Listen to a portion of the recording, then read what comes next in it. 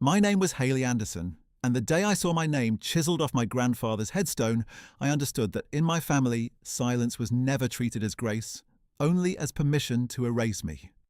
The State Military Memorial Hall was all marble light and polished brass, built to make memory look permanent. Unit seals lined the walls in disciplined symmetry, every emblem lacquered and lit from below, while donor placards gleamed in glass cases near the entrance, as if sacrifice and sponsorship were adjacent forms of honour.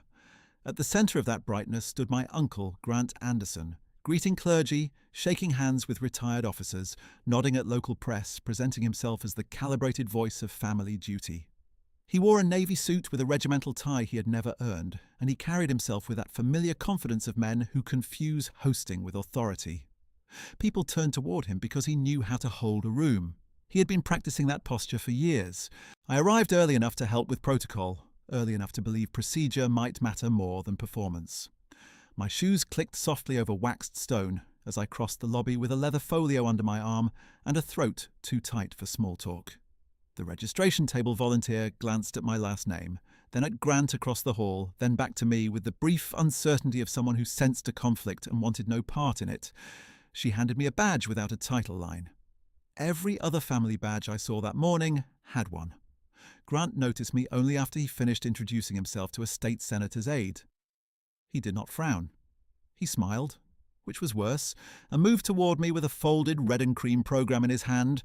When he spoke, his voice had that civic hush trained for microphones and funerals, low enough to sound decorous and loud enough to leave a record in anyone's memory. "You were his helper, Haley, not his legacy. Please sit with the guests. Real family is handling protocol." He pressed the program into my hand and turned away before I answered, as if he had completed an administrative task. On the front page, beneath the hall crest and the words "Rededication Service for Sergeant First Class Thomas Anderson," his name appeared in bold as sole family representative. Mine did not appear at all. For a second I studied the print bleed around his name, the slight feathering in the ink where the type had been adjusted late. It was such a small thing, and it told me exactly how deliberate the rest had been. Two ushers in grey jackets approached with apologetic faces. One gestured toward the front pew, then corrected himself and pointed to a side row near the coat racks and storage doors. "Ma'am, this way, please. Family section is reserved." I nodded once and followed, because arguing with functionaries never corrected an abuse of power. It only gave power better theatre. The side row smelled faintly of damp wool and furniture polish. From there I could see the dais, the lectern, the brass eagle on the flagstand, and Grant's profile in perfect three-quarter angle for photographers. No one defended me. Not the aunt who had once called me indispensable when Grandpa needed night transport to neurology. Not the cousin whose tuition check I had covered quietly during his second year. Not the chaplain who had blessed our table the summer Grandpa moved into my house and told me, with watery eyes, that caregiving was sacred labour. Silence moved through the room like protocol. Efficient, impersonal, complete. I kept my posture formal, shoulders level, hands still, the way I had learned in rooms where composure was the first line of survival. People mistook that stillness for acceptance. They always had. The first camera flash went off near the donor wall. A retired colonel adjusted his medals while looking past me. A woman from the press glanced at my side row seat, then toward Grant, then down at her notebook. I catalogued each movement because humiliation, when performed publicly, depended on witnesses deciding what they would later claim not to have seen. 3 days earlier, under a hammered steel sky at the cemetery, I had stood with a cleaning brush and soft cloth to clear rain grit from Grandpa's marker before rehearsal week began. The stone was cold and pale and recently refinished. His rank was correct. His service dates were correct. The dedication line was altered, and my name, which had been legally inscribed beneath the family acknowledgement line, had been removed and filled so cleanly that only a shallow difference in grain showed where the letters had been. My breath left me so sharply that I tasted metal. I touched the surface where the A in Anderson had once begun and felt the faint groove under the polish, a scar hidden inside restoration. I did not cry there. Grief had taught me not to spend itself where no remedy existed. I photographed the stone from 6 angles with timestamp enabled, then called the cemetery superintendent's office and requested the work order number. The receptionist said records were in transition. I asked again, this time citing interment compliance procedure. She transferred me to voicemail. I left my name, callback number, and a formal request for document retention. Then I drove to the Memorial Hall to confirm whether this rededication had already been scheduled without notice to me. It had. By the second week of October, I had learned that every courtesy call I was owed would instead become a retrieval operation. From the side row, I watched Grant direct placement cards at the front table with proprietary confidence, one hand on a donor's elbow, the other on a clipboard embossed with the hall seal. He laughed at a remark I could not hear, then angled his body to block my line of sight to the family seating chart. He did not need to shout. Exclusion was most effective when spoken as if it were an obvious administrative correction. The hall staff mirrored his certainty because certainty was contagious in hierarchical spaces. My grandfather used to say that institutions were not cruel by nature, they were porous. Whoever gets there first, he told me once during rehab intake, voice slurred but intent clear, writes the first version. You make sure the second version exists. 12 years earlier, after his stroke, I had moved him out of a private facility where his night medication logs were repeatedly incomplete and brought him into my home under a VA-supported care plan. I learned transport codes, discharge pathways, durable medical equipment forms, emergency appeal channels. I learned that bureaucracy rewarded the person who documented, not the person who loved, so I documented every transfer, every dosage correction, every after-hours incident review. I sat with him through confusion episodes at 2 a.m. while frost gathered on the kitchen window and his hands searched the blanket for unit patches that were no longer there. He called me by my given name when he was lucid. In the long nights when memory crossed its own wires, he called me Steady Hand. Grant visited on holidays with a photographer and a carved pie. He took pictures holding Grandpa's shoulder from the good side and posted captions about family devotion. When care conferences required signatures, he claimed scheduling conflicts. When billing disputes surfaced, he told relatives I was excellent with paperwork, the way people describe an assistant whose labour they intend to inherit without gratitude. Over time, he built a narrative in which my discipline was emotional distance, my competence was control, and my caregiving was strategy for inheritance. He repeated those phrases so often that they settled into family speech as if they had factual weight. In the Memorial Hall, he crossed to the lectern for a sound check while I read the programme again and counted omissions. No mention of primary caregiver, no mention of memorial designation authority, no mention of amendment filing. Just his name, large and centred, above language about preserving family legacy. The typography itself was a verdict.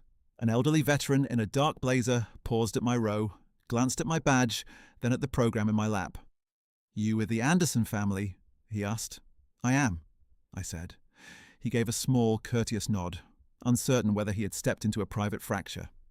"Your grandfather was solid," he said. "Quiet, reliable." His eyes moved to the front pew and back to me. "Service remembers reliability even when people don't." Then he continued down the aisle before I could answer. That brief exchange steadied me more than sympathy would have. He had offered no rescue, only recognition, and recognition was enough to keep anger from becoming noise. At 11 sharp, the rehearsal coordinator called for immediate family to gather near the front rail for staging notes. Grant lifted his hand and named 3 people. He did not include me. One usher looked toward my row, hesitated, then lowered his clipboard. I remained seated. Every instinct in my body urged movement, correction, protest. I let the instincts pass. I had not come for permission to stand near a lectern. I had come to establish sequence, witnesses, and timing. My leather folio rested against my knees, heavier than paper should have felt. Inside it was a sealed VE evidence packet with chain of custody labels intact, a cemetery authorization chain showing transfer of memorial decision rights, and certified copies no one in that room believed I possessed. I traced the edge of the folio with my thumb, feeling the embossed seam, grounding myself in the plain mechanics of proof. Grant finished giving instructions and turned briefly toward my row. He offered a courteous half-smile designed for distance, the expression of a man certain the room had accepted his version. He believed I was there to absorb humiliation and leave, quietly, another disciplined woman converted into decorative silence at the margins of male ceremony. He didn't yet understand that I had entered his theatre with jurisdiction in my bag and patience in my bloodstream. I lowered my eyes to the program one final time, folded it once along the center crease, and slid it beneath the folio beside the sealed packet, where his title and my omission would remain preserved as evidence of intent. The fold of the paper settled under my palm like a signed statement, and when I looked up, the rehearsal coordinator was already waving the immediate family cluster toward the front rail with brisk, anxious motions that belonged to people who feared delays more than injustice. Grant moved first, one hand lifted in practiced command, and the others followed him in a shallow crescent that left a clean opening where I should have stood. The brass fixtures caught the overhead light and threw it back in hard ceremonial flashes, and in that glare he turned his head just enough for me to hear him say to the coordinator, "Keep the line tight. We are not expanding family positions today." The coordinator glanced toward me, then toward his clipboard, and answered in a thin, administrative voice, "Understood, Mr. Anderson." He said my uncle's title as if it had been ratified by statute. A photographer entered from the side corridor carrying 2 bodies and a rolling case, and Grant greeted him with the warmth he reserved for people who could manufacture public memory. "Daniel, good timing. We'll stage family first, then donor acknowledgements." He spoke in the inclusive plural, but his eyes tracked only the front group. When the photographer asked, "Any additional relatives arriving?" Grant gave a short laugh, almost paternal. "No additional principals. We have support attendees seated in guest rows." Support attendees. The phrase was chosen for deniability, but its target was exact. 2 women near the choir risers heard it and exchanged the brief, embarrassed look of bystanders who understood and chose silence anyway. I felt heat climb into my neck, then recede as training took over. I opened the folio, removed a narrow legal pad, and wrote the time, the quote, "The witnesses in block letters that would remain legible in court and in grief. 11:14, support attendees. Photographer present, coordinator present, side seating maintained." Writing steadied my breathing into measured intervals. In rooms built for prestige, precision was a form of self-defense. The rehearsal coordinator called for microphone checks. Grant stepped to the lectern, tapped the mesh head twice, and delivered the first line of his prepared remarks into an empty hall as though the cameras were already live. "My father's legacy belongs to those who carried his name with honor." He paused for acoustics, then added, "Family continuity matters, especially now." The sound engineer lifted a thumb from the rear booth. I watched Grant's shoulders square at the confirmation and knew he had been waiting for this room for weeks, perhaps months, arranging not simply a service but a hierarchy. An usher approached my row with an envelope and a carefully neutral expression. "Ms. Anderson, we have updated seating assignments for tomorrow." She offered the envelope with both hands, as if formality could soften content. Inside was a cream card stamped with the hall crest. Table C7, guest overflow. No seat number, no family marker, no acknowledgement line. I asked quietly, "Who authorized this reassignment?" She swallowed before answering. "Event signatory." "Grant Anderson?" "Yes, ma'am." I nodded once and placed the card beside the legal pad. "Thank you for delivering it directly." She hesitated, then lowered her voice. "I'm sorry." I met her eyes just long enough to release her from the moment. "You did your job." Apologies from intermediaries had no legal weight, but they mattered in another register. They confirmed that what was happening was visible. At the front, the photographer began arranging the group for promotional stills. "Family closer, please. Shoulders in. Sir, if you could place your hand on the wreath stand." Grant obliged and then called across the hall. "Anyone without speaking role remains seated." He did not use my name this time. Exclusion worked better as policy than accusation. A donor in a pearl jacket asked, "Is that your niece over there?" Grant turned with a smile, polished thin as glass. "She helped with errands when Dad was unwell, very diligent with forms. But this level of protocol requires direct lineage representation." The donor nodded with relieved certainty, as if a bureaucratic distinction had resolved a moral question. My fingers pressed against the edge of the folio until the leather seam dug into my skin. I could have stood. I could have crossed the aisle and asked him, in front of all of them, which errands included medication reconciliation, stroke transport briefs, and 73 nights of monitored confusion episodes. I could have asked who signed the 2:11 a.m. emergency waiver when aspiration risk spiked and the private facility failed to answer.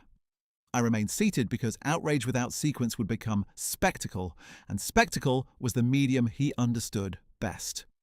By noon, the hall had filled with layered sounds, folding chairs opening in rows, silverware being set in the adjoining reception room, low military cadence from the honor guard practicing turns in the rear corridor. Grant moved through those currents like a host at his own coronation, collecting greetings, assigning introductions, distributing corrected programs with his title in dark type. When he reached the donor table nearest my row, he held up one of the programs between two fingers and said, loud enough for the cluster to hear, "We had to clean up prior drafts. Too much administrative clutter. Tomorrow should focus on blood, service, and legacy, not paperwork drama." He said paperwork as if it were a stain. A retired command sergeant major seated near the aisle looked toward me with a long, appraising stillness, then back to Grant. "Paperwork," he said evenly, "is what keeps honors honest." Grant responded with a diplomatic chuckle and deflected to weather, traffic, parking validation. The sergeant major did not pursue it, but he did not smile again. That single fracture in audience compliance landed in the room like a pin dropped on marble. Small sound, hard surface, permanent memory. The rehearsal coordinator announced a run-through for the procession and asked family to assemble at the north entrance. Grant named his lineup without consulting anyone. Himself, my aunt, my cousin, then clergy escort. My place was not omitted by oversight, it was replaced by structure. He took out a pen, struck through a handwritten note on the coordinator's sheet and said, "Remove auxiliary entry, it complicates camera lines." Auxiliary entry was me. I stood then, not to confront him, but to move toward the back wall where the event operations binder sat open on a skirted table beside extension cords and spare batteries. The coordinator intercepted me halfway with alarm in his eyes. "Ma'am, this area is restricted during staging." "I'm not interrupting staging," I said. "I need the final event signatory page and revision history for seating and family designation. A photocopy is sufficient." His mouth parted on reflex. "Those are internal. They are discoverable records tied to interment representation and public claims. Please note this as a formal request." I kept my voice level, each consonant deliberate. "You may mark it pending review, but mark it now." He looked past me toward Grant, who watched from the north entrance with open irritation. The coordinator turned back, lowered his clipboard, and scribbled something in the margin. "I'll log the request." "Thank you," I said, and returned to my seat. Grant crossed the aisle before the procession run could begin. He stopped at the end of my row, hands clasped lightly as if we were discussing table linens. Up close, I could see the pulse in his jaw. "You are making staff uncomfortable," he said. "I requested records. You are not entitled to operational documents." "I requested records," I repeated. His smile thinned. "You have always confused procedural access with family standing." I held his gaze and answered in the same volume. "Standing is documented." For a moment his expression slipped, not into anger but into calculation, the look of a man checking whether his audience was still intact. Two ushers pretended to adjust hymnals. A junior reporter near the side wall lifted her phone, then lowered it when Grant noticed. He leaned closer by an inch, enough to perform intimacy without touching me.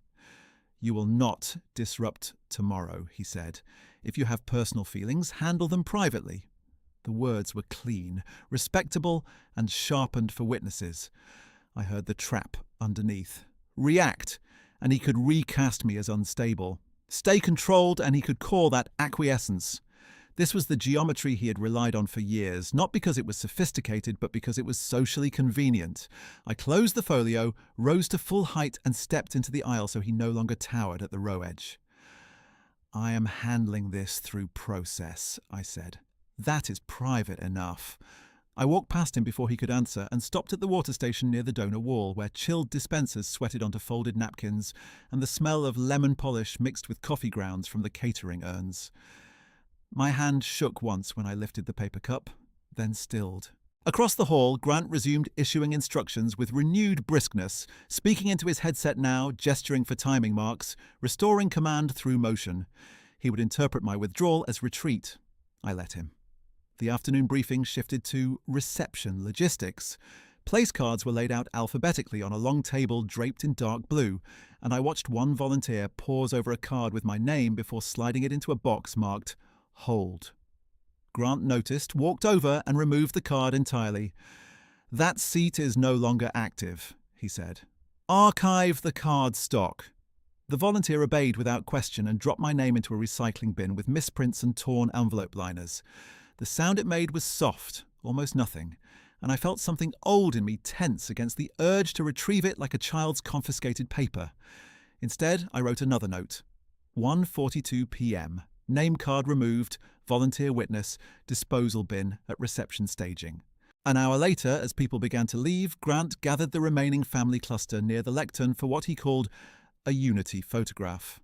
He looked directly at me this time, gave a courteous tilt of the head and said, "Guest seating, please. Family frame only." The photographer glanced between us and waited for my response. I gave him none. I stepped back to the side row, set my folio on the chair, and folded my hands in front of me the way I had done at inpatient intake desks and pharmacy counters and midnight nursing stations when panic would have been easier than discipline. The shutter clicked in a rapid burst. Grant held his smile through every frame. When the last flash faded, the hall seemed suddenly larger, the polished floor reflecting empty chairs and abandoned programs, the brass seals fixed and unblinking above us. People drifted out in knots of conversation, shoes whispering against waxed stone. No one approached me to explain what I had already seen. No one needed to. The humiliation had been delivered cleanly in public, documented at multiple points, reinforced by protocol language and polite hands. He had done exactly what he intended. I waited until the room thinned to staff and custodial crew, then walked to the registration desk and asked for a business card for records liaison. The volunteer handed it over with careful fingers. I thanked her, slipped it into the folio with the seating card, the program, and my notes, and only then allowed myself one slow exhale that tasted faintly of metal and old anger. Silence was not peace.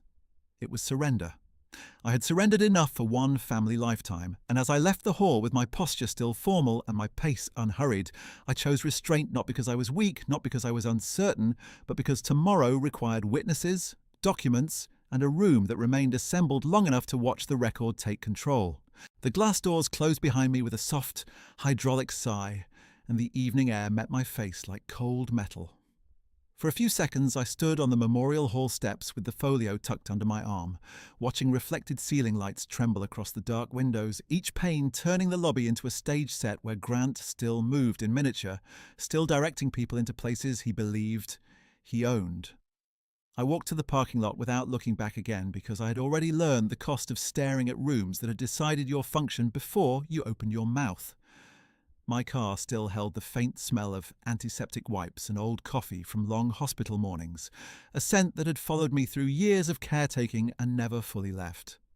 I set the folio on the passenger seat, closed the door and sat with both hands on the steering wheel until my pulse settled into something usable. My phone lit with a missed call from an unknown district number, then a voicemail alert. I did not play it immediately. I started the engine, pulled out of the lot, and took the River Road home where the sodium lights threw long yellow bars across the windshield, and every red light gave memory room to rise. 12 years earlier, when Grandpa had his stroke, Grant had arrived at the private nursing facility in a pressed blazer and loafers that never touched a clinical floor without complaint. I remembered the first care conference in a windowless room with buzzing fluorescents, a dry erase board, and a tray of untouched crackers no one could swallow. The attending nurse read out medication variances from the prior weekend, then asked who would take point on after-hours decision authority. Grant leaned back in his chair and said, "Haley likes systems. She can track details." He said it with a half smile, as if he were complimenting me for alphabetizing closets. When the social worker asked whether that meant I would hold formal responsibility, he raised both palms and added, "Let's not overstate this. She's very devoted, but we should keep major family decisions with senior members." Senior members meant him. I looked at Grandpa then. His right hand tremored against the blanket, his eyes trying to hold focus through fatigue and medication haze. He could still understand tone, if not every clause, and the tone in that room had already placed me in support labor, not authority. I answered the social worker directly. "Please put my name on the emergency contact line and transport authorization list now. If anyone objects, log the objection by name." Grant's jaw tightened. The social worker clicked her pen, entered my information, and asked for signatures. He delayed his own by asking procedural questions he did not care about. I signed first. A week later, I brought Grandpa into my home under VA-supported care because the facility's overnight logs remained inconsistent and aspiration precautions were being charted after the fact. The first night, he slept in the converted downstairs room with the rented hospital bed, angled toward the window, moonlight crossing the side rail like a narrow blade. At 2:11 a.m., he woke disoriented, tugging at the blanket, asking where his unit had moved and why no one had posted watch. I sat beside him and read the orientation card we had taped to the wall. Name, address, date, care plan, emergency numbers. He gripped my wrist and repeated, steady hand, until his breathing eased. In the morning, Grant called and asked whether I could send a photo for the family group thread so people know he's settled. I sent one image of Grandpa smiling with tea in his hand. Grant replied with 3 flag emojis and the caption, proud son duty. No one corrected him. Invalidation rarely arrived as open attack in my family. It arrived as revision.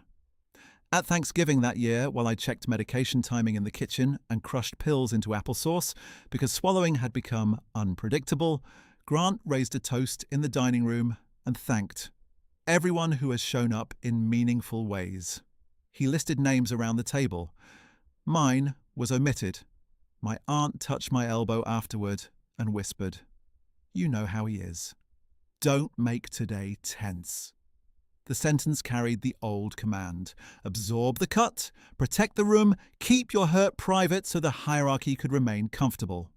By the second week of December, I had stopped expecting recognition and started building records like scaffolding. I kept spiral notebooks in a locked drawer with dates, blood pressure entries, transport times, pharmacy corrections, names of every clinician who returned calls and everyone who did not. When the private facility disputed a billing transfer they had already approved, I pulled 3 fax confirmations and 2 call logs inside 20 minutes and sent a formal challenge letter that ended the claim by Friday. Grant forwarded my email to relatives with a note. Haley can be intense, but this is why we let her handle admin. Let her. As if competence were a hobby he had permitted. There were quieter humiliations too, the kind that left no paper trail unless you made one. At a church luncheon, an older family friend asked whether I was still between careers because she had heard I was home a lot. Grant answered before I could. Haley has taken on a caregiving role. She prefers not to be in the public lane. I was standing 6 feet away with Grandpa's insulin pouch in my hand. At a cousin's graduation dinner, Grant introduced me to a judge as our logistics-minded niece, then introduced himself as the one coordinating Dad's veteran legacy planning. I had already drafted the planning documents, booked the legal consult, and arranged witness signatures.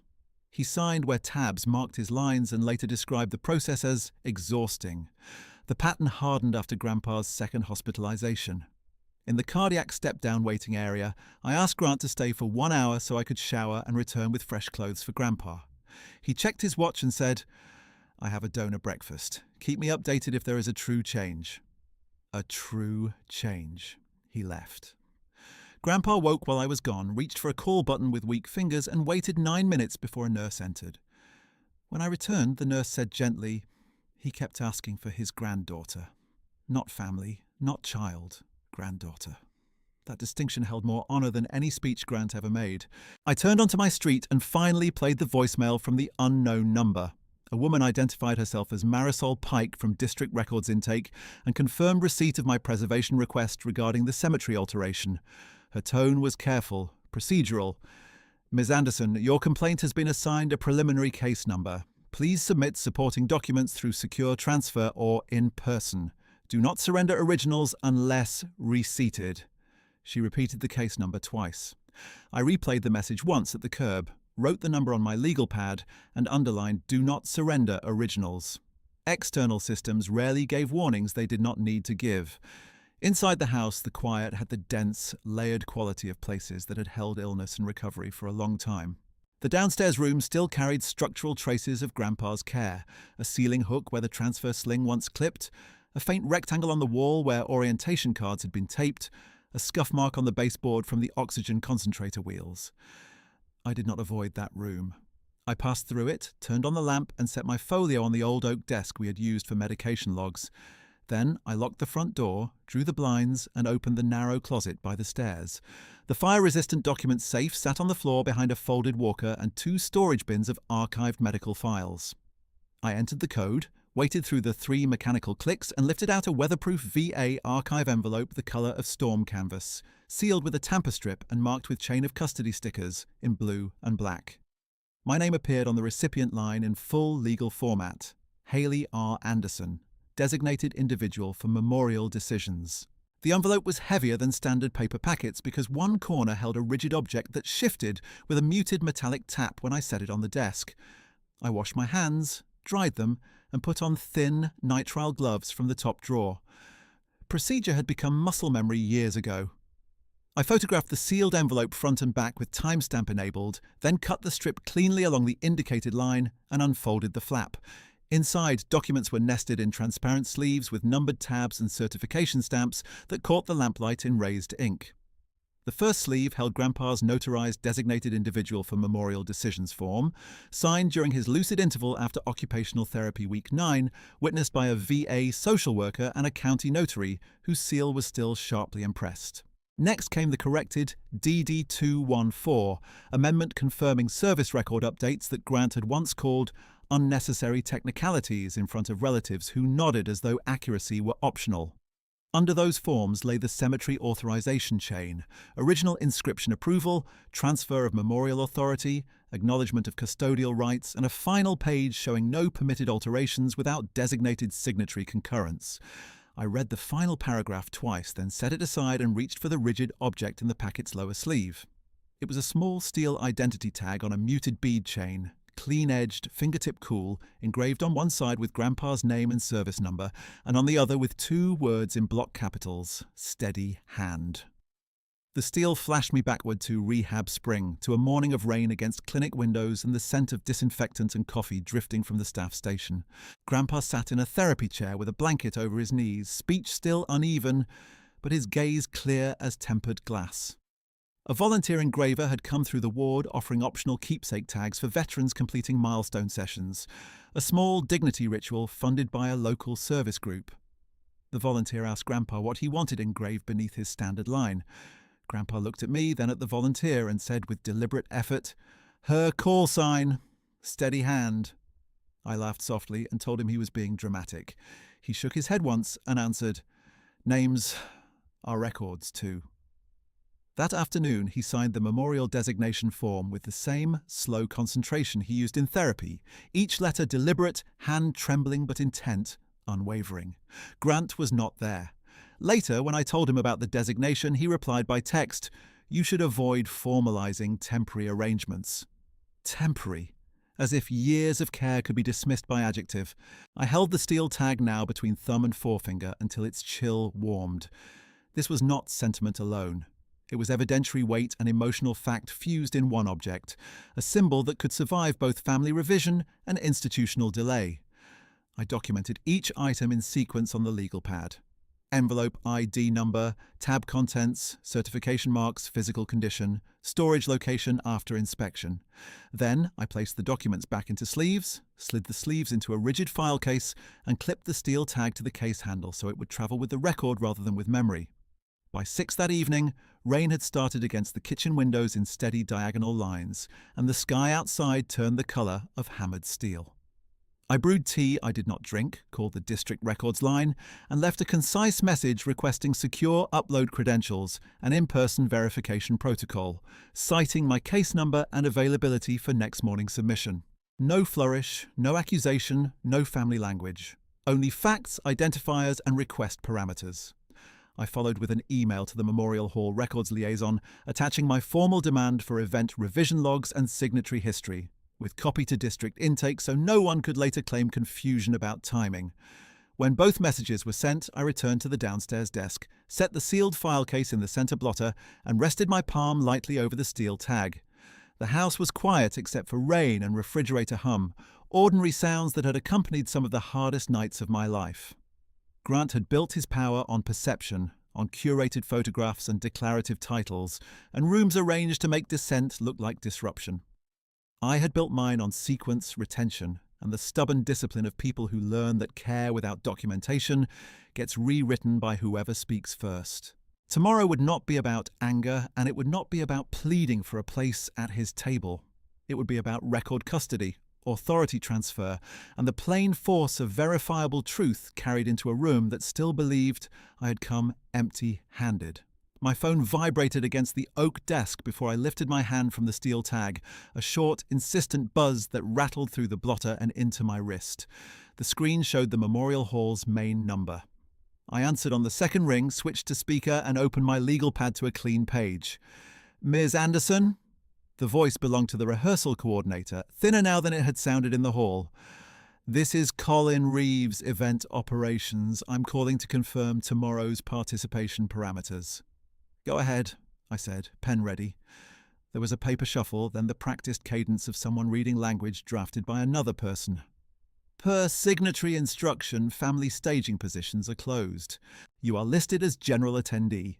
You will not be granted platform access, procession access, or microphone access. Security has been advised." I wrote each phrase as he spoke it, then asked, "Whose signatory instruction?" A pause. "Mr. Grant Anderson, sole family representative of record." "Of record where?" "In the event file, ma'am." "Did you receive my formal request for revision logs and signatory history?" Another shuffle. "Yes, it is marked pending internal review." "Mark this call as a records contact outcome tied to that request. Timestamp it." He exhaled quietly, the sound of a man cornered between procedure and patronage. "I can add a note." Add the exact note. "Caller restricted from family protocol by signatory instruction after submitting records request." Silence, then a strained, "Understood." Before he disconnected, he added one more line, faster now as if he wanted to clear himself of it. "Also, your original badge will be deactivated at check-in and replaced with guest credentials."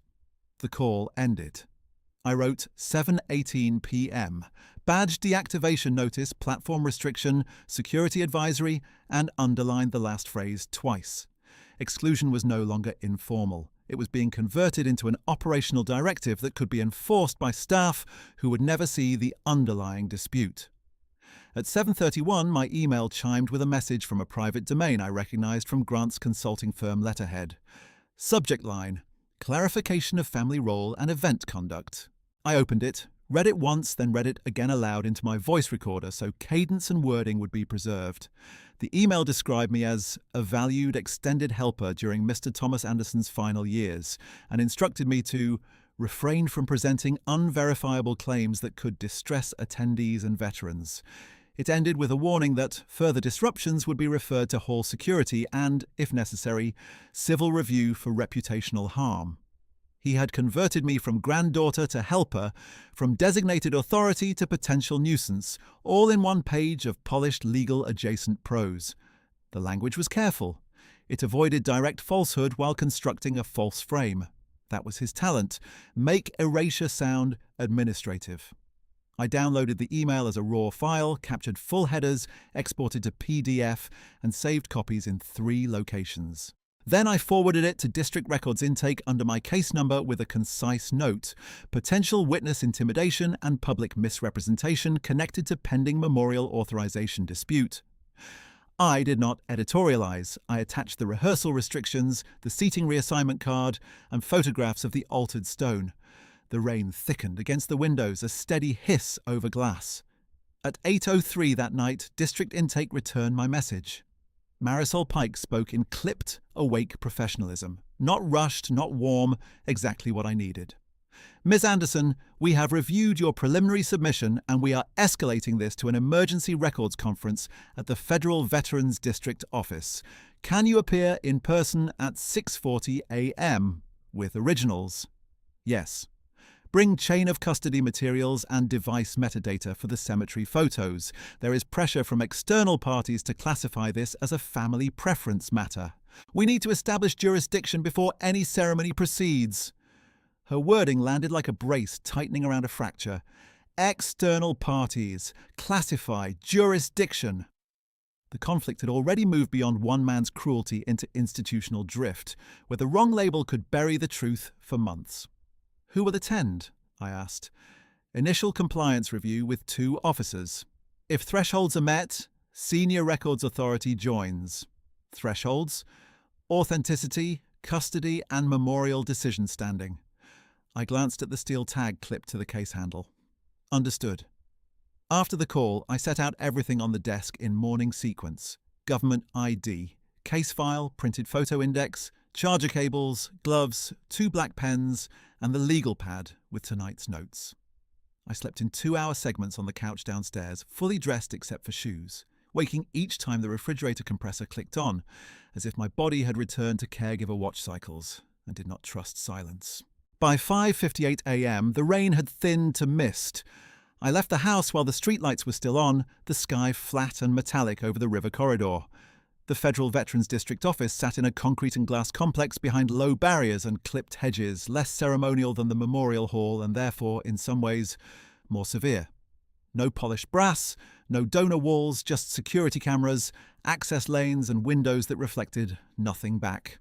Inside, the lobby smelled of floor cleaner and burnt coffee. A guard behind ballistic glass scanned my ID, printed a badge, and slid it through the tray. Visitor. Observer. The word sat under my name in hard black type. I'm here for Emergency Records Conference, case VRD-24-1187, I said. He checked his screen. You're on the list. 5th floor, Conference C. Badge must remain visible at all times. Why observer status? That's what was entered by compliance. I thanked him because arguing with the guard would only waste time and create a behaviour note I did not need. In the elevator, I photographed the badge beside my case number sheet and logged 6:37 a.m. Observer designation at entry. Conference C had glass walls, a speakerphone puck in the centre, and a seal of the department mounted at eye level behind the head chair. 2 men were already seated with open laptops and narrow expressions that suggested they had decided what this meeting was before I arrived. Their placards read Daniel Kroll, Compliance Officer 2, and Martin Baines, Interment Liaison Compliance. Kroll gestured to a chair at the far side, away from the microphones. Ms. Anderson, please have a seat there. You're listed as MAM Observer while we evaluate whether this concerns federal records or private family preference. Noted, I said, and sat without removing my file case from my hand. Baines gave a brief procedural smile. We appreciate your concern. These matters are often emotionally charged. Our goal is to prevent unnecessary escalation. I placed the case on the table but kept one hand on it. Escalation already exists. I'm here to establish authority chain and unauthorized alteration. Kroll tapped his keyboard. At present, we have a cemetery-side note indicating a relative requested stylistic revision to a family acknowledgement line. Posthumous revision, I corrected. After decision rights transferred. He lifted his eyes, mild and sceptical.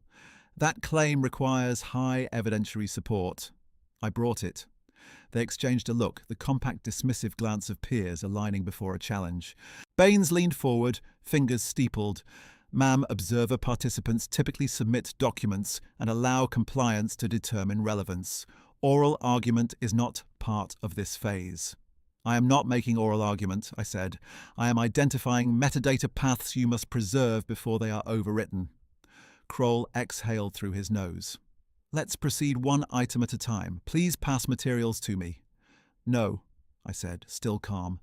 I will display originals on camera and provide certified copies after receipt forms are signed. Intake already instructed. Do not surrender originals unless receipted. The room tightened by a degree. Baines's expression cooled.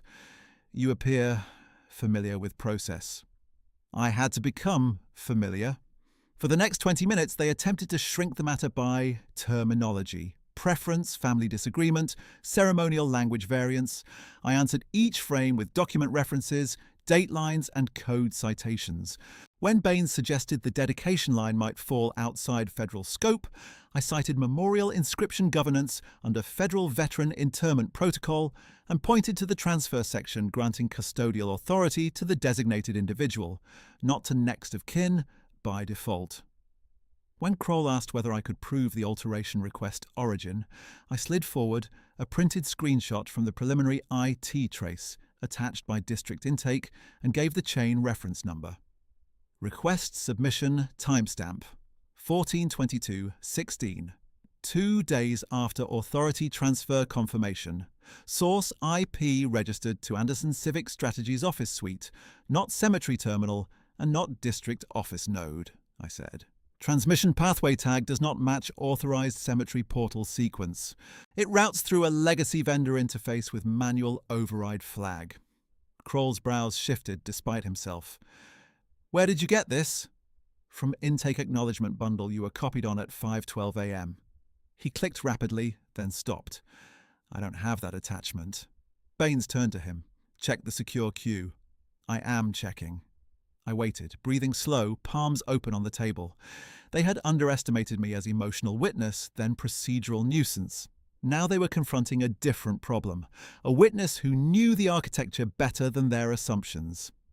At 7:21, the speakerphone lit and Marisol Pike's voice entered the room. Conference C, this is Intake Supervisor Pike. I am joining to confirm record status. Baines pressed the button.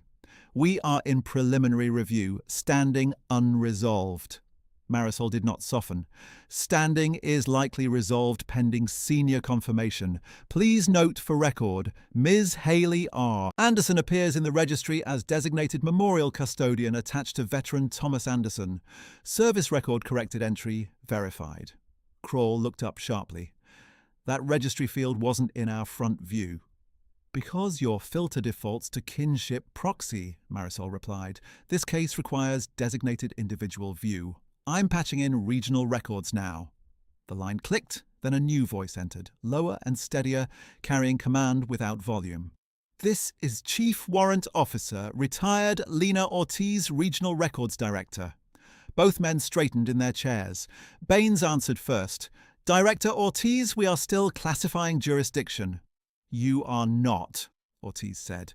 You are preserving evidence in a live unauthorized alteration dispute. She asked me directly. Ms. Anderson, do you have your chain packet and physical artifact from rehabilitation designation? Yes, ma'am. Hold each item to camera, front and back, and state tab number for the clerk. A clerk I had not noticed stepped in through the rear door with a portable scanner and a cart. He wore district credentials and carried pre-printed receipt forms. The shift in room gravity was immediate, almost audible. What had been framed as a family argument was now being handled as a records integrity event. I opened the case, displayed each sleeve, read each identifier, and paused long enough for scanned confirmation tones. Notarized designation, DD-214 amendment, authority transfer pages, cemetery authorization chain, then the steel tag. Small against my gloved palm, steady hand catching the fluorescent light. Ortiz spoke after a measured silence. Clerk, mark artifact as corroborative personal designation, linked to file annotation and witness memory. Non-dispositive, but contextually consistent. Yes, Director. Kroll cleared his throat. Director Ortiz, if this is federal, should we suspend external ceremony interface? Immediately, Ortiz said. Issue preservation hold to cemetery superintendent and memorial hall operations. No further program claims about family representation until standing notice is served. Baines glanced toward me, then back to the microphone. And regarding Ms. Anderson's role at tomorrow's event? Ortiz answered in language that felt like steel set into concrete. For the record, Miss Haley Anderson isn't an observer in this matter. She is the designated memorial custodian, pending no contrary valid instrument, and I have seen none. Update her status in the system now. Kroll typed, face pale under office light. My badge still said observer on my jacket, but the room had already changed shape around the words. Ortiz continued, Ms. Anderson, you will receive certified interim standing notice within the hour. Keep originals in your custody. Do not relinquish them at the hall. If challenged, refer parties to my office and provide case number only. Yes, ma'am. Good. You have done this correctly. The call ended. No one spoke for several seconds except the clerk, who kept scanning, each electronic tone a small confirmation that record at last was catching up with truth. The scan tones kept sounding, evenly spaced, almost gentle, and that mechanical gentleness did more to steady me than any reassurance could have. The clerk slid a receipt form toward me after the final sleeve, his finger resting on the line for custodial signature, and I read every printed field before I touched the pen. Item description, certification status, temporary handling purpose, return condition requirement. When I signed, Kroll stood and moved my chair closer to the centre of the table without comment, correcting in furniture what he had failed to correct in language. Baines cleared his throat twice, then said, "Ms. Anderson, we will issue a formal status correction to all connected parties within 15 minutes. His voice had lost the soft condescension from earlier. It sounded procedural now, which was the only respect that mattered in that room. I capped my pen and asked, "Will the Memorial Hall receive direct notice or only the cemetery superintendent?" "Both," Kroll answered, already typing. "Hall operations, event signatory, security desk, records liaison, and superintendent. We're including do not interfere language." He turned his screen halfway toward me so I could see the distribution list populate in real time. Grant's consulting address appeared there, stark against the white field. Kroll hesitated before he hit send, then looked at me as if asking silent permission to finalize an outcome he should have reached hours ago.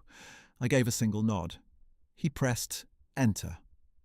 In the speakerphone's dark reflective surface, I could see my own face watching the message leave. At 7:39 a.m., my phone lit with an encrypted district notification, interim standing notice issued. Attached, certified PDF with digital seal, embedded verification hash, and explicit text naming me as legally designated memorial custodian under Federal Veteran Interment Protocol, effective prior to the alteration request.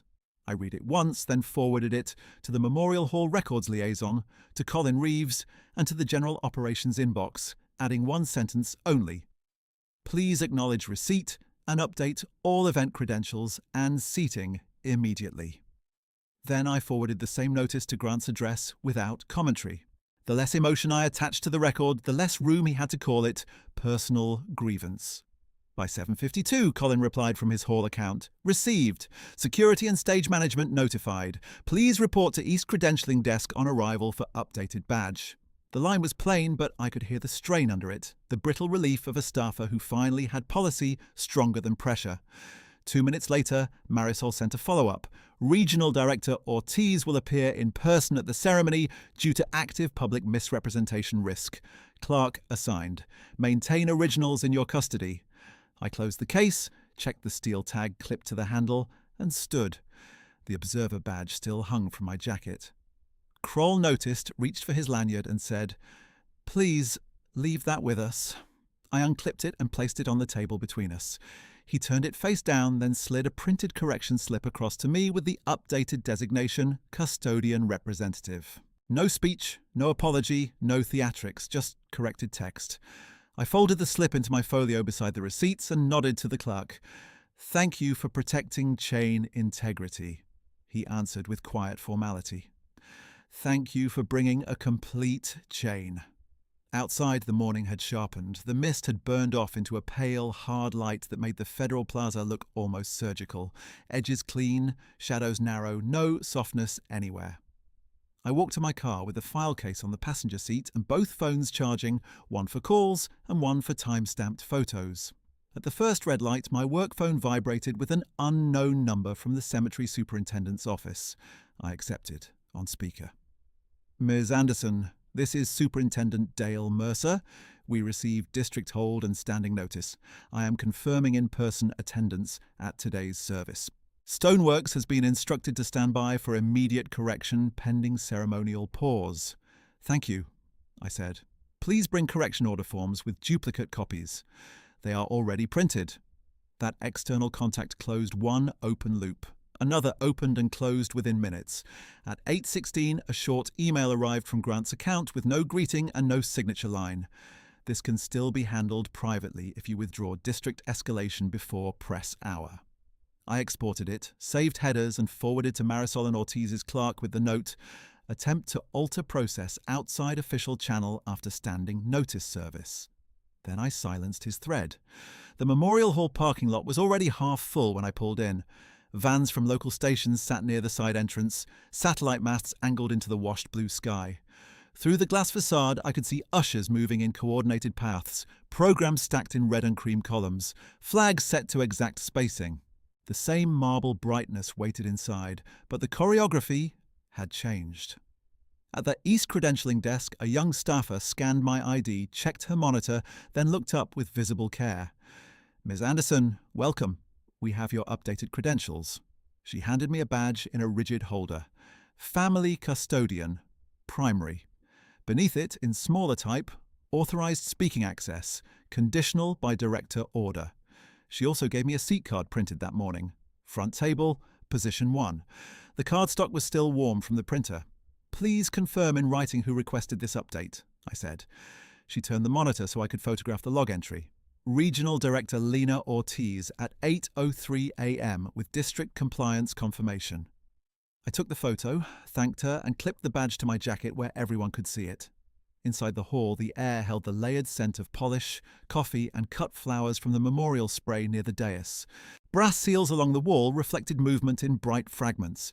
People noticed the badge before they noticed my face. I watched recognition travel through clusters in waves of visible recalibration of social gravity. Near the front rail, Colin Reeves approached with a printed operations sheet and the strained politeness of someone repairing a bridge while standing on it. "Ms. Anderson," he said, "we have updated the procession order. You will stand at primary family position after the colour guard halt. Microphone remains controlled by program-led unless Director Ortiz invokes correction protocol." "Understood," I said. "Has Mr. Anderson been notified?"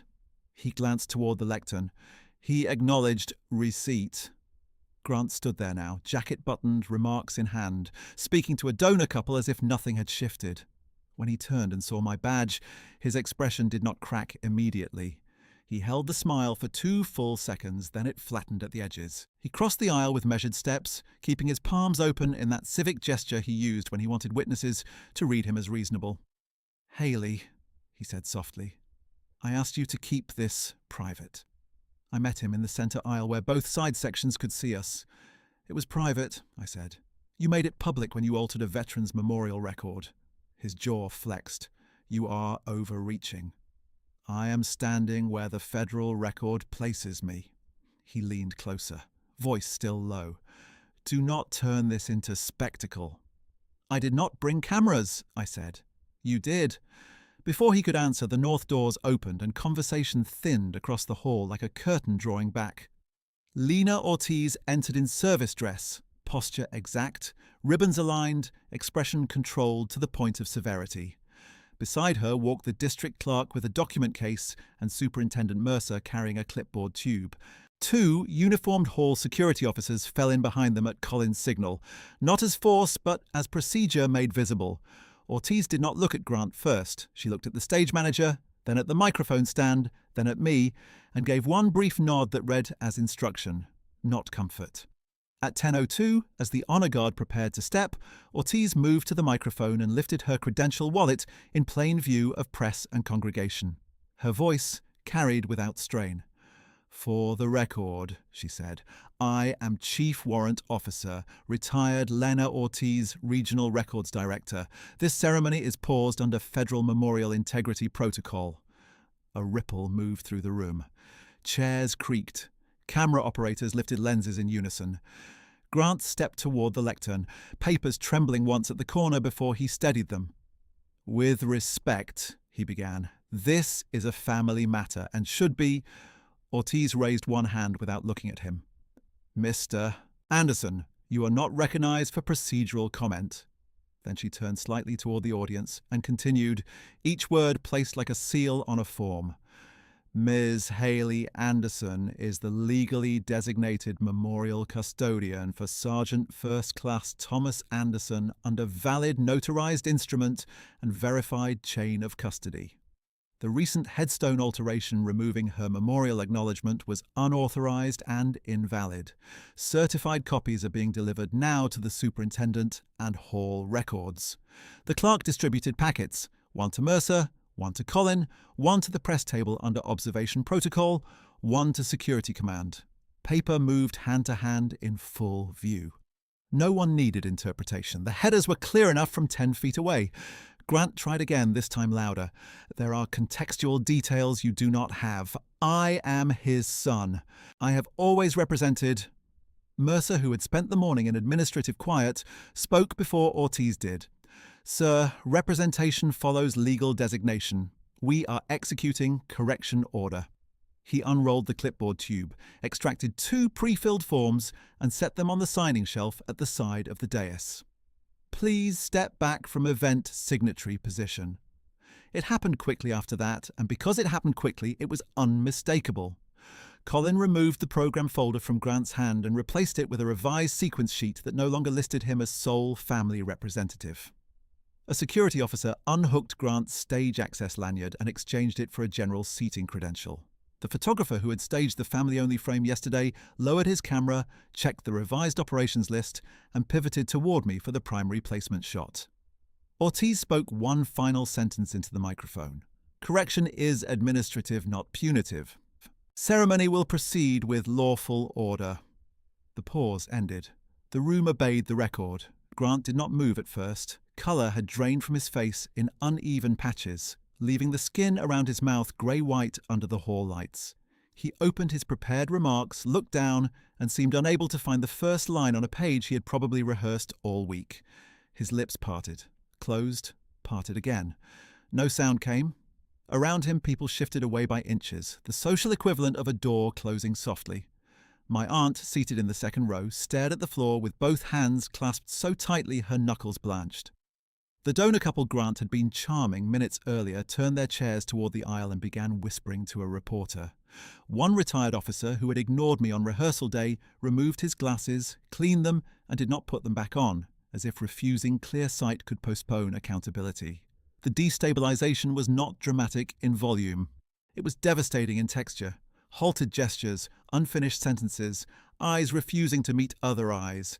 Grant finally lifted his head and addressed Ortiz, but the line emerged thin and frayed.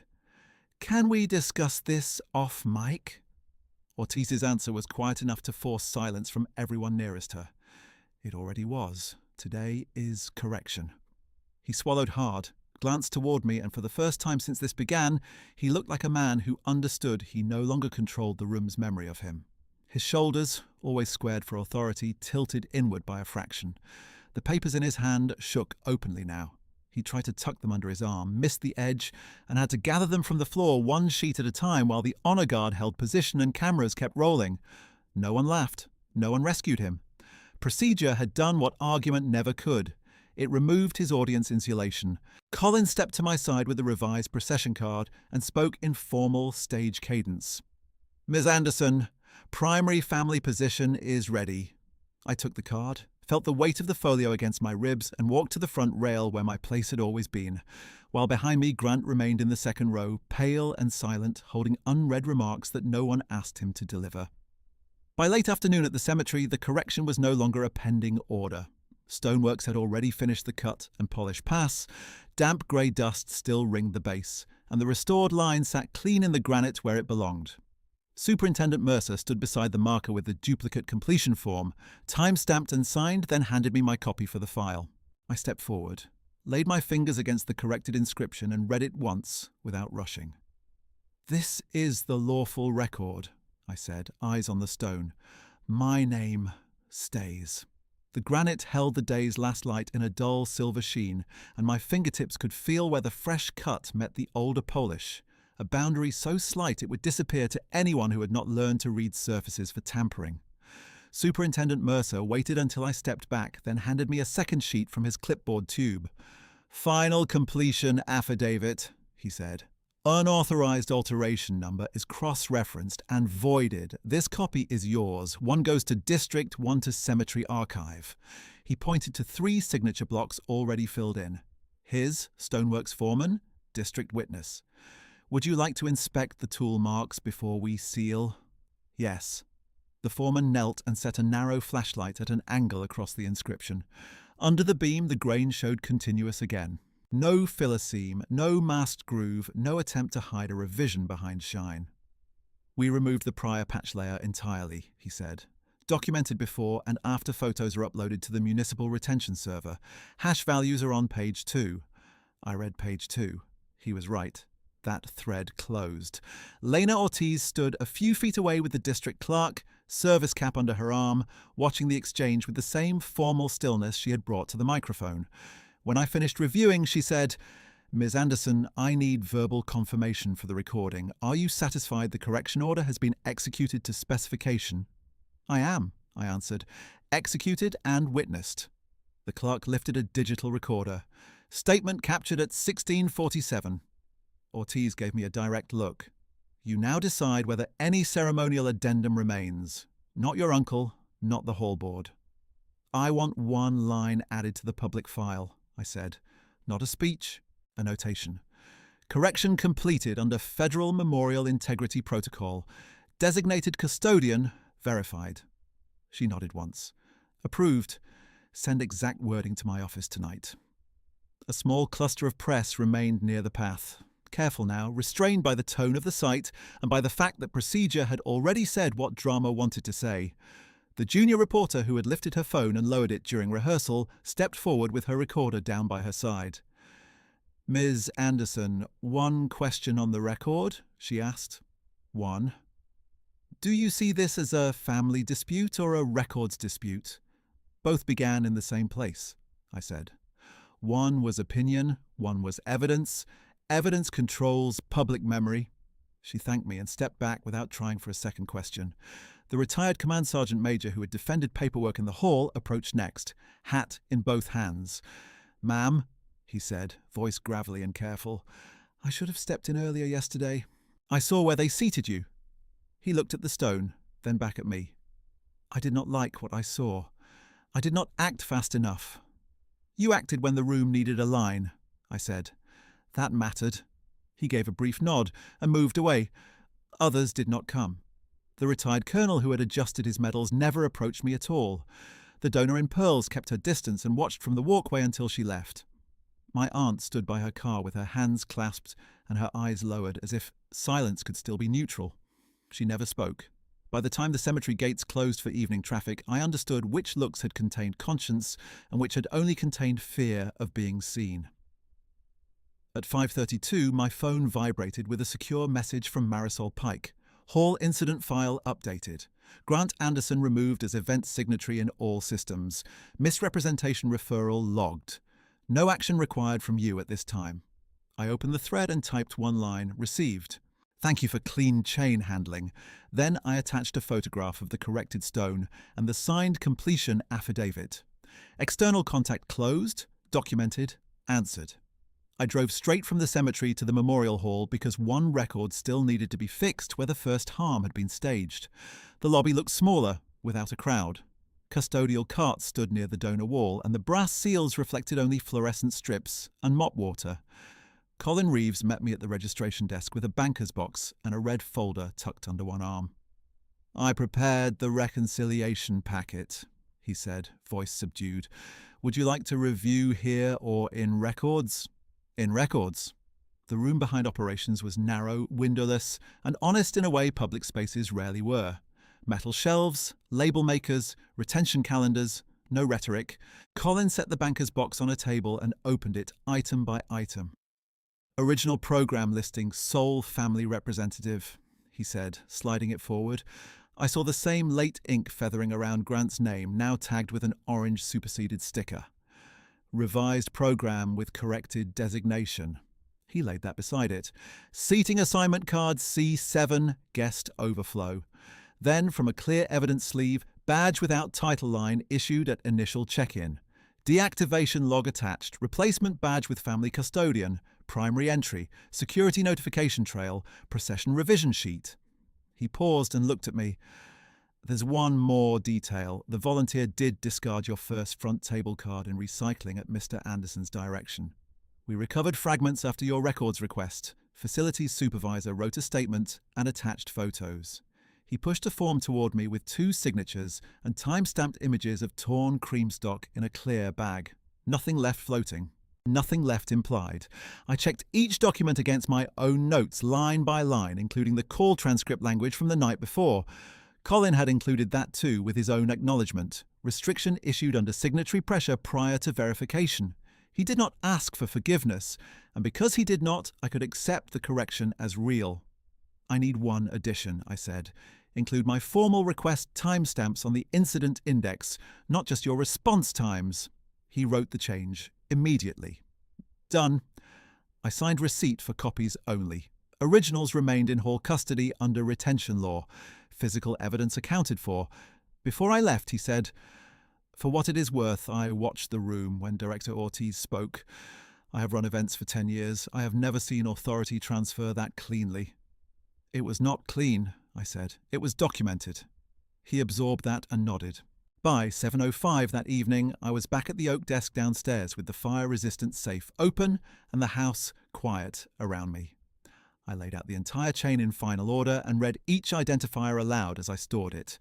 VA archive envelope resealed and cross-labelled, notarized designation and DD-214 amendment in hard sleeves, cemetery authorization chain, steel tag marked steady hand in padded pouch, district standing notice and completion affidavit, hall reconciliation packet copies, call log transcripts, email header exports including Grant's handled privately message, legal pad originals with dated entries from the first side row seating to the final correction timestamp. Every item either archived, submitted, or intentionally discarded with notation. No loose ends left for anyone to rewrite later. My phone rang once more at 7:22. Ortiz. "Ms. Anderson," she said, "District has posted the permanent correction memo. Public file is locked. Any future alteration request now triggers automatic federal review." "Thank you." She was quiet for a beat, then added, "Your grandfather chose carefully." "I know. He called you steady hand in a rehab annotation years ago. It is now attached to the custodial comment line. That was your request wording, yes?" My throat tightened, but my voice stayed level. "Yes." "Then we are finished here," she said, and ended the call. Finished. Not delayed, not pending, not under review. Finished. Night settled fully by the time I drove back to the cemetery one last time just before closing, with Mercer's permission noted at the gate. A thin wind moved through the flags along the veterans section, and the sky had turned that hammered steel colour Grandpa used to read for weather before rain. I stood at the corrected stone with no audience, no cameras, no family arrangement to survive. Just granite, rank, dates, and the restored line, where my name sat exactly where he had placed it. I rested my palm against the cold surface and let the silence stand in its proper role for once. Not compliance, not fear, not the blank space where other people wrote over me, but chosen quiet after a completed record. Grant never called again that night. The relatives who looked away in the hall never explained themselves. The loaded glances that promised private conversations remained what they had always been, gestures without courage, and I noted that absence as fact, not wound. My name is Haley Anderson. I kept every receipt, every timestamp, every witness line, because truth in institutions does not arrive by sentiment. It arrives by chain of custody and the will to hold position when someone with louder confidence says you have none. They removed my name from my grandfather's headstone, and the record put it back because I did not trade evidence for peace. Silence was not peace. It was surrender. I do not surrender my name, my work, or the dead to anyone who mistakes composure for consent.